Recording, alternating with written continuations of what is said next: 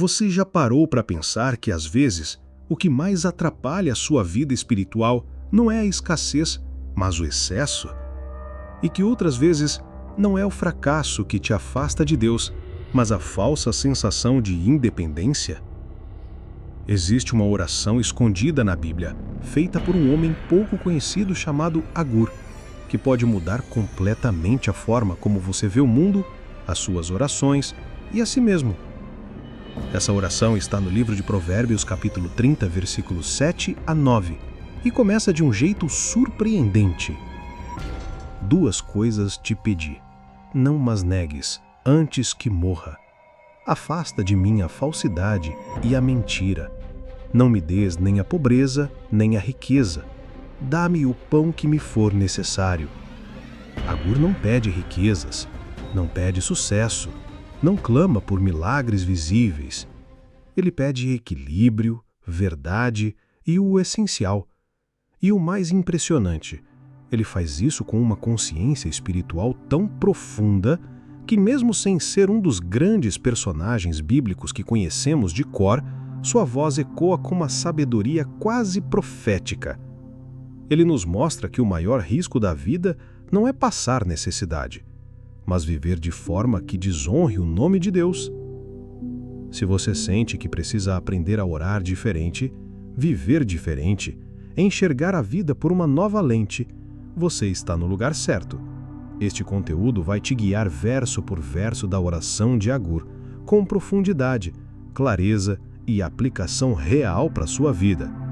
Então, já se inscreve no canal, ativa o sininho e acompanha até o final, porque o que você vai aprender aqui raramente é falado nos púlpitos, mas pode transformar sua caminhada com Deus de dentro para fora.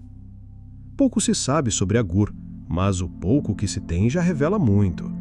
Ele aparece em Provérbios 30, um capítulo curioso da Bíblia, escrito fora do padrão tradicional salomônico. Agur não era rei, nem sacerdote, nem profeta. Era um homem comum, provavelmente um sábio da época, que deixou um legado profundo com palavras simples. Em meio à história bíblica, sua oração ganha destaque por começar de forma inesperada. Ele não pede riquezas, vitórias, nem realizações, pede para viver em verdade. Esse pedido é altamente contra a cultura da época. Num mundo dominado por alianças políticas, idolatria e enganos palacianos, viver com integridade era quase um ato de rebeldia. Os personagens bíblicos daquele período enfrentavam dilemas entre servir ao Deus de Israel ou ceder à corrupção dos povos vizinhos. Agur não queria participar disso. Sua oração era clara: afasta de mim a falsidade e a mentira, mostrando que ele via o engano como uma ameaça espiritual real e não apenas um problema ético. Esse clamor mostra uma maturidade rara. Ele entende que a verdade é mais valiosa que o prestígio, que a reputação, até que a riqueza. E essa sabedoria ecoa outros textos da Bíblia. O Salmo 15, por exemplo, diz que o justo é aquele que fala a verdade segundo o seu coração. Em tempos onde mentir era parte da estratégia política e social, pedir por um coração verdadeiro era de fato revolucionário. Agur escolheu o caminho estreito, o caminho de quem sabe que integridade protege mais que muralhas. Na prática, o que Agur pede não é apenas comportamento honesto, mas uma condição interna, um coração que rejeita a hipocrisia. É uma oração por caráter. Isso nos ensina que buscar a verdade como estilo de vida começa muito antes das palavras, começa na motivação, e isso vale até hoje. Muita gente diz, em nome de Deus, mas age como se ele não estivesse vendo. Agur nos lembra que a verdade não é discurso, é postura diante de Deus e das pessoas. Quer viver com mais liberdade? Comece identificando pequenas concessões que você faz à mentira. Pode ser um elogio que você dá só para ser aceito, uma resposta que camufla suas reais intenções, ou um "tá tudo bem", quando não está. Agur nos ensina que viver com verdade é escolher a transparência, ainda que doa, e a história bíblica comprova: Deus honra aqueles que andam com sinceridade de coração.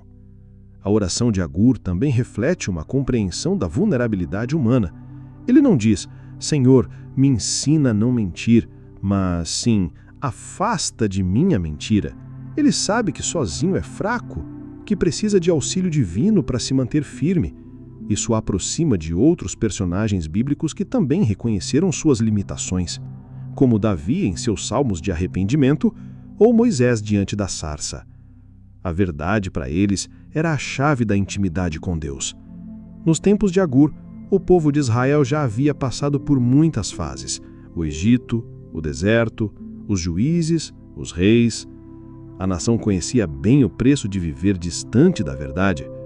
Os desvios morais e espirituais sempre cobravam um preço alto. Por isso que o que esse homem escreve em Provérbios 30 é um eco de tudo que o povo já havia vivido e um aviso sobre o que ainda poderiam sofrer caso ignorassem a verdade. E se Agur começa com a verdade, é porque ele sabia que nenhuma oração vale muito se não vier de um coração íntegro. Mas veja, depois de falar da verdade, ele muda o foco e começa a tratar do contentamento, outro tesouro escondido dentro da sabedoria. Agur não era um homem que buscava extremos. Ao contrário da ambição comum da época, onde homens cobiçavam tronos, poder e terras, ele faz uma oração que foge completamente ao padrão: não me des nem pobreza, nem riqueza. Isso, na história bíblica, soa como uma escolha ousada. Afinal, muitos dos personagens bíblicos enfrentaram tentações quando estavam em posição de poder ou em situações de escassez. Agur, com sabedoria incomum, pede o meio termo. Ele entende que o coração humano é inconstante e que, quando dominado pela ganância ou pelo desespero, se distancia de Deus. Na sociedade hebraica do período, riqueza era muitas vezes associada à bênção divina. Mas Agur quebra esse paradigma e mostra que nem sempre a prosperidade indica a aprovação espiritual. Ele reconhece que tanto a fartura quanto a falta podem se tornar laços perigosos. Essa perspectiva ecoa nos próprios ensinamentos de Jesus séculos depois, quando ele alerta: é mais fácil um camelo passar pelo fundo de uma agulha. A Bíblia é clara: o coração satisfeito é mais seguro que a conta cheia, e contentamento é escudo. É por isso que esse trecho dos Provérbios nos leva a repensar o que realmente estamos buscando quando oramos. Será que pedimos a Deus equilíbrio como Agur, ou só corremos atrás do mais e mais? Muita gente ora como se Deus fosse um banco e a fé um cartão de crédito celestial, mas a verdadeira oração, a madura, pede sabedoria para lidar com o que já se tem. E é essa mentalidade que mantém a alma em paz, mesmo que o bolso esteja vazio. Agur sabia que o contentamento protege o coração de dois perigos: o orgulho e o desespero. Quando temos demais, corremos o risco de pensar que não precisamos de Deus. Quando temos de menos, podemos cair na tentação de buscar soluções fora dos princípios. Olha que visão profunda. Ele pede o suficiente, nem mais, nem menos. Porque o suficiente, quando aliado à fé e à oração, é bênção. Para aplicar isso no cotidiano, vale um exercício simples: anotar tudo aquilo que você já tem e agradecer. Pode parecer trivial, mas muda o foco. Quando você passa a enxergar as dádivas diárias, como saúde, abrigo, comida, amizades, o coração se alinha. Agur não era contra o progresso, mas contra a dependência dele. Seu contentamento vinha da confiança em Deus, não da conta bancária. E isso fica ainda mais claro quando comparamos sua postura com outros personagens bíblicos. Salomão, por exemplo, teve tudo: sabedoria, ouro, reinos, mas no final da vida declarou que tudo é vaidade. Já o apóstolo Paulo, preso, afirmou que aprendeu a estar contente em toda e qualquer situação. Agur e Paulo, separados por séculos, mas unidos na sabedoria. O segredo está no equilíbrio. Historicamente, o povo de Israel viveu ciclos de abundância e escassez. Quando obedeciam ao Senhor, prosperavam. Quando se afastavam, colhiam sofrimento. Agur aprendeu com os erros dos que vieram antes. Seu pedido por equilíbrio É um reflexo de alguém que observou o ciclo do orgulho e da queda. Ele sabia que viver no centro da vontade de Deus é melhor do que correr atrás de extremos. E, se contentamento é liberdade, então a verdadeira riqueza é poder dormir tranquilo, sabendo que você não está sendo conduzido pelo desejo insaciável. E é exatamente nesse ponto que Agur vai ainda mais fundo, porque ele entende que essa confiança precisa ser renovada todos os dias. Agur não está pedindo fartura, também não está reclamando da escassez. Seu pedido, direto e humilde, mostra o coração de alguém que aprendeu a viver pela fé. Dá-me apenas o alimento necessário. Essa frase carrega um peso histórico e espiritual profundo. Ela ecoa o princípio do maná do deserto, quando Deus alimentava o povo com porções diárias, nem mais nem menos. Naquele contexto da história bíblica, guardar para o dia seguinte era sinal de desconfiança. Agur deseja viver nessa mesma dependência mesmo séculos depois. No tempo de Agur, era comum ver pessoas acumulando riquezas como forma de segurança. Mas ele segue o caminho oposto. Ele não quer viver preso ao medo da escassez nem à ilusão da abundância eterna. Sua oração é por porções diárias. Uma fé viva não se alimenta de sobras do passado nem de projeções futuras. Ela precisa ser renovada a cada manhã. Isso não é teoria religiosa, é estilo de vida baseado na Bíblia, vivido por inúmeros personagens bíblicos. E aqui está uma chave poderosa. Viver com o necessário ensina o coração a confiar. Na prática, isso pode significar aprender a viver com o que se tem hoje, sem ansiedade pelo amanhã. Agur nos ensina que só o necessário é mais espiritual do que parece. Pode ser o alimento literal, mas também se aplica à informação, às expectativas, às ambições.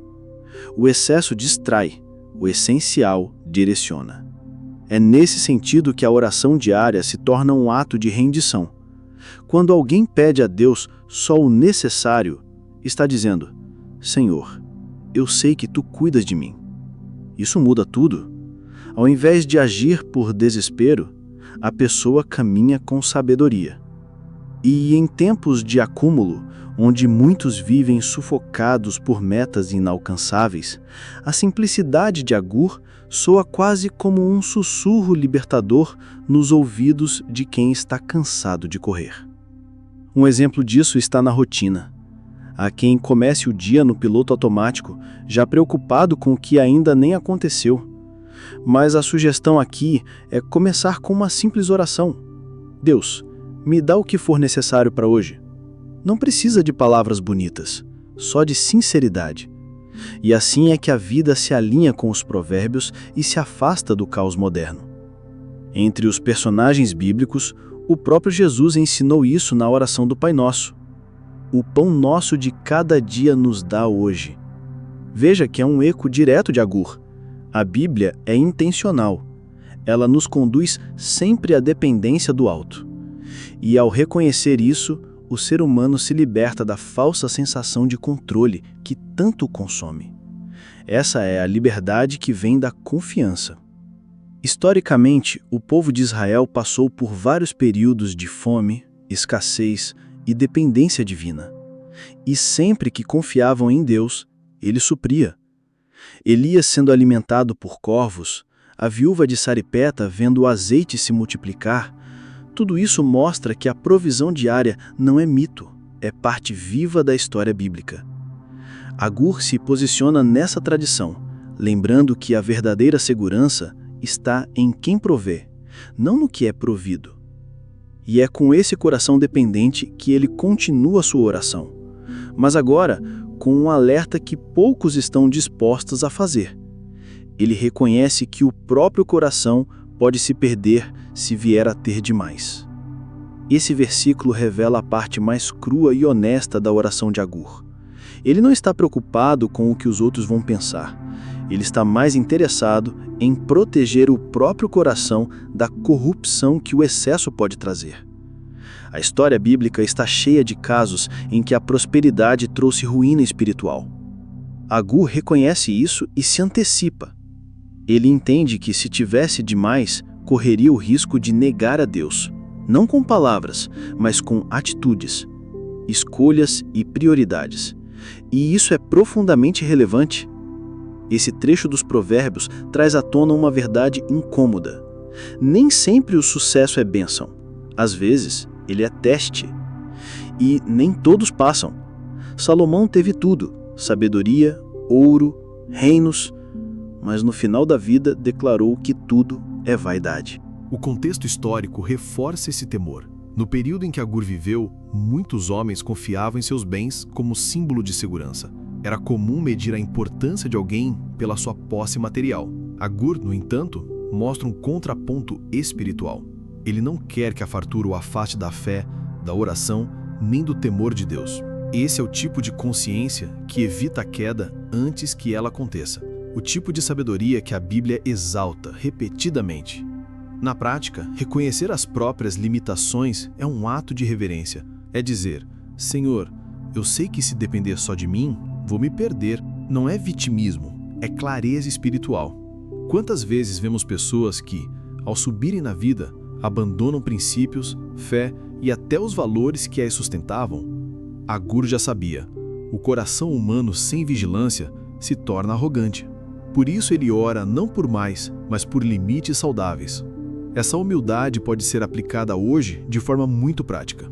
Ao alcançar conquistas, ao receber aumento, ou ao ser reconhecido por algo, é sábio parar e perguntar: o que eu estou fazendo com isso? Está me aproximando de Deus ou me afastando? A oração de Agur funciona como um espelho. Ela nos ajuda a enxergar a real motivação do coração por trás das nossas conquistas. E esse tipo de reflexão protege mais do que qualquer tranca na porta. É curioso notar que, mesmo sendo um homem de sabedoria, Agur não confia em si mesmo plenamente. Isso o liga a outros personagens bíblicos como Pedro, que disse que jamais negaria Jesus e o fez 3 vezes, ou como o próprio Davi, que caiu em pecado mesmo sendo homem segundo o coração de Deus. A Bíblia não esconde as quedas dos grandes, e é por isso que a postura de Agur é tão admirável. Ele se conhece. Na história de Israel, muitos reis começaram bem e terminaram mal, porque o poder, quando não é acompanhado de temor, se transforma em armadilha. Agur nos ensina que o maior cuidado não é conquistar fora, mas com o que se esconde dentro do coração. Ele ora como quem entende o impacto que a prosperidade pode ter sobre a alma, e isso, hoje, ainda é uma lição valiosa demais para ser ignorada. Mas não para por aí. Agur também reconhece que o outro extremo, a pobreza extrema, também pode ser um risco perigoso, e é exatamente sobre isso que ele fala a seguir.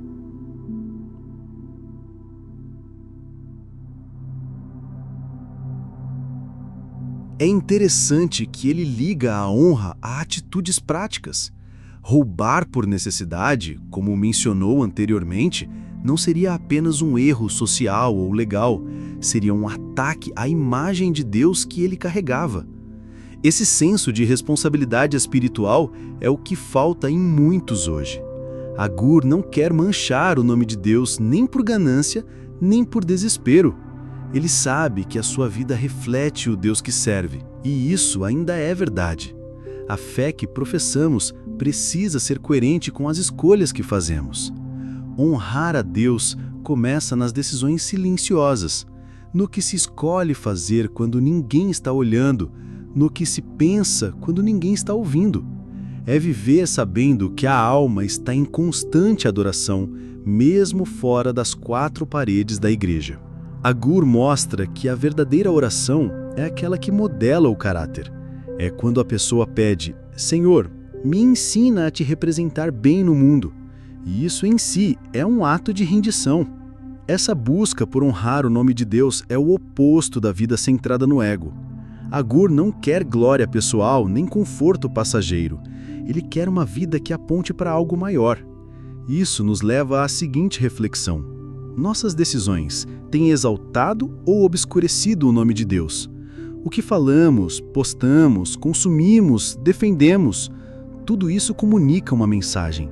E Agur quer que a mensagem da vida dele seja clara: eu pertenço ao Senhor.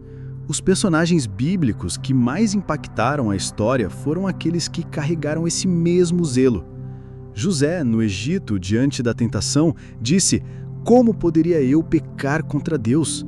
Daniel, no exílio, recusou os manjares reais para não se contaminar. Eles não eram movidos por fama, mas por temor. Eles sabiam que quando alguém carrega o nome de Deus, carrega a responsabilidade. Honrar a Deus não é sobre religiosidade externa, mas sobre rendição interna. É uma decisão diária, uma entrega completa.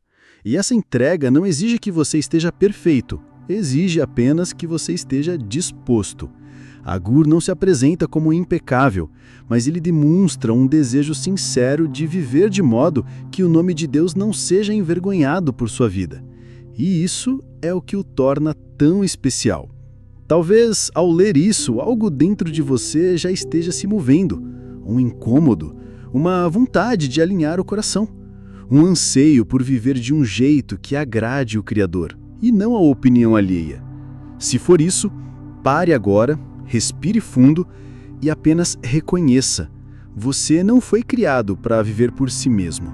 Existe um propósito maior esperando sua resposta. E Jesus está ali, de braços abertos, pronto para conduzir essa jornada. Agora que você percorreu essa oração com profundidade, pare por um instante e reflita. Você tem vivido de forma que honra o nome de Deus? Ou tem sido guiado por extremos, distrações e ilusões que te afastam do propósito? Porque a oração de Agur não é só uma bonita citação da Bíblia, é um diagnóstico espiritual, um espelho da alma. E talvez hoje, depois de tudo que ouviu, você perceba que está na hora de recomeçar. Sim, recomeçar, mas não sozinho. Não tentando ser forte por conta própria. Agur reconheceu suas limitações e você também pode reconhecer as suas. Não é fraqueza, é sabedoria. E existe um caminho seguro para quem está cansado de andar sozinho. Entregar a vida completamente a Jesus Cristo. Simples, direto e sem rituais complicados. Basta crer, se render e dizer: Senhor, eu preciso de Ti. Eu te aceito como meu Senhor e Salvador. Essa decisão não resolve todos os seus problemas, mas muda tudo, porque agora você deixa de caminhar só por esforço e passa a caminhar com direção, com paz, com sentido. A verdadeira mudança começa dentro. Começa quando o coração encontra descanso em Cristo. E hoje pode ser o dia em que tudo muda na sua história. Não adie, não ignore esse chamado. O tempo da graça é agora. Então, se essa palavra falou com você, entregue a sua vida a Jesus. Ore, fale com Ele com suas próprias palavras. Peça perdão, declare a sua fé. E depois disso, continue crescendo, aprendendo, sendo transformado. Se inscreve agora no canal, ativa o sininho e vem caminhar com a gente em direção à maturidade, à verdade e à vida abundante que só Cristo pode dar.